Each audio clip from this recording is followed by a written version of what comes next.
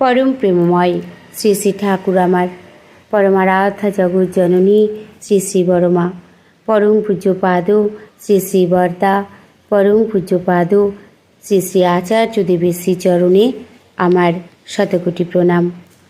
আমি শ্যামলী দেবনাথ। শ্যামার পরিবার চ্যানেলের সকল ভাই ও বোনেদের জানাই জয়গুরু ও ভালোবাসা। আমি শুরু করছি ইষ্ট প্রসঙ্গ আলোচনা। পরম পূজ্যপাদ শ্রী শ্রী বরদা বলেছেন, ভক্ত যখন আকুল উদ্দাম হয়ে ওঠে তার প্রিয়তমের প্রতিটি ইচ্ছা পূরণের জন্য, তিনি যদি মুখ ফুটে কারো কাছে কিছু চান, সে হয়ে ওঠে আনন্দে বিভোর। দেবার অদম্য আগতি তার শরীরের প্রতি অণু পরমাণুকে কর্মচঞ্চল উদ্দাম করে তোলে। বেড়ে যায় তার কর্মশক্তি অব্যাহত গতিতে। ভক্ত বোঝে তিনি চান তার প্রয়োজন পূরণের জন্য নয়, ভক্ত জীবন সার্থক সাফল্যে ভরে দেবার জন্যই।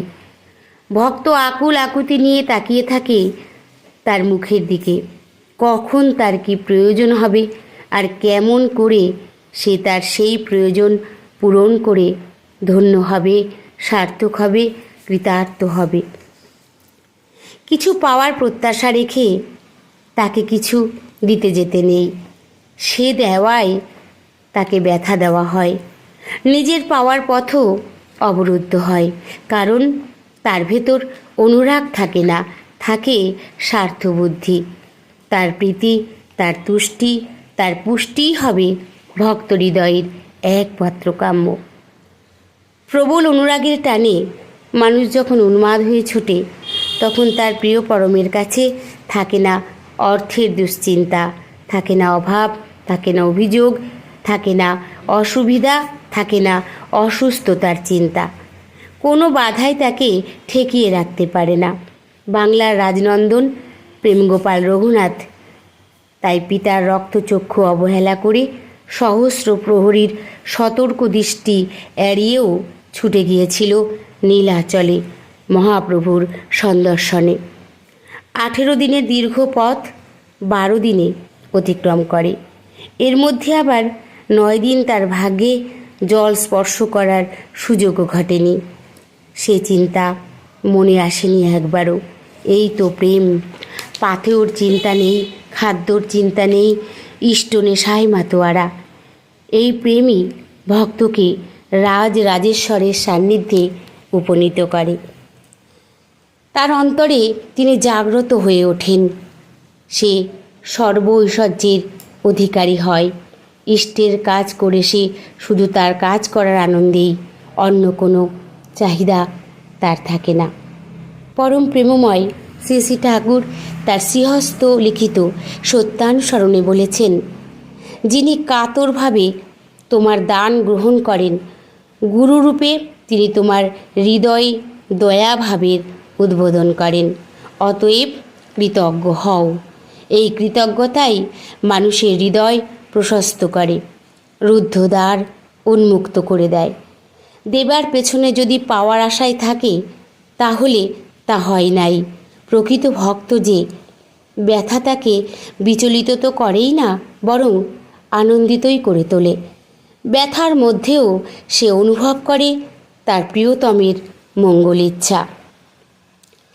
এমনই সহজভাবে জীবনটাকে গ্রহণ করতে না পারলে, জীবনের প্রতিটি মুহূর্ত তার রঙে রাঙিয়ে না তুলতে পারলে সার্থকতা আসে না।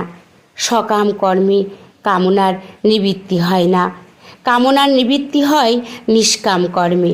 দুঃখ ব্যথাকে অগ্রাহ্য করে তারই স্বার্থ প্রতিষ্ঠার আকুতিতে কাজ করলে পাওয়াও তার নিঃসন্দেহে অব্যাহত হয়ে ওঠে।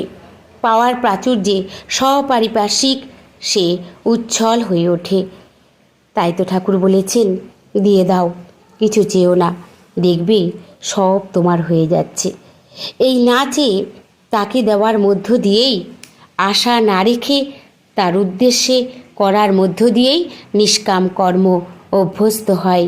ফলে কর্মশক্তি ও দক্ষতা বাড়ে, ফলালাভও হয়, ইষ্টানুগ বাড়ে, আরও থেকে আরোতর রকমে। এ দুনিয়ায় কেউ খেয়ালি বিধাতার অনর্থক সৃষ্টি নয়, অবাঞ্ছিত নয়, অতিরিক্ত নয়। প্রত্যেকেরই কিছু না কিছু বৈশিষ্ট্যতা আছে, আর সেই জন্যেই এই বিশাল বিপুল বিশ্বে একত্বের মধ্যে বহুত্বের এমন বিচিত্র সমাবেশ। মানুষের এই বৈশিষ্ট্যতা, এই ব্যক্তি বৈশিষ্ট্য নির্ভুলভাবে তারই কাছে ধরা পড়ে। তিনি সব জানেন, আর জানেন বলেই তাতে সতত নিযুক্ত যে ভক্ত তাকে সেই পথে চালনা করেন। আর এমনি করে নিষ্কাম ইষ্ট প্রাণভক্ত ইষ্টকর্মের দ্বারা তার সকল বৃত্তির সর্বাঙ্গীন স্ফূর্তি ও পরিণতি, সামঞ্জস্য ও চরিতার্থতা লাভ করে। একেই বলে সত্যকারের সমৃদ্ধি। পরম প্রেমময় শ্রী শ্রী ঠাকুর বলেছেন, ইষ্টাদেশ নিষ্ঠা রেখে যেমন পারিস কর ভ্রমণ, ভ্রমণ যেন ভ্রমণ আনেই তোমার উৎসারণ। আদর্শেতে লক্ষ্য রেখে বোধ নিয়ে তার অভিযানে তদনুক যা পারিস তার নজর রাখিস আহরণে। সবারই কিন্তু সত্তা স্বার্থ, বাঁচা বাড়া সবার লাভ, পারস্পরিক পরিচর্যায় সক্রিয় হলে সবার ভাব। ভর দুনিয়ায় যা সব আছে প্রত্যেকটি বিশেষ বৈশিষ্ট্যতে পোষণ দিয়ে তৃপ্তি পাওয়া শেষ। সবাই ভালো থাকবেন, সুস্থ থাকবেন। পরম দয়ালের শ্রী রাতুল রাঙা চরণে আমি সকলের জন্য মঙ্গল প্রার্থনা করি। জয় গুরু, বন্দে পুরুষোত্তমম।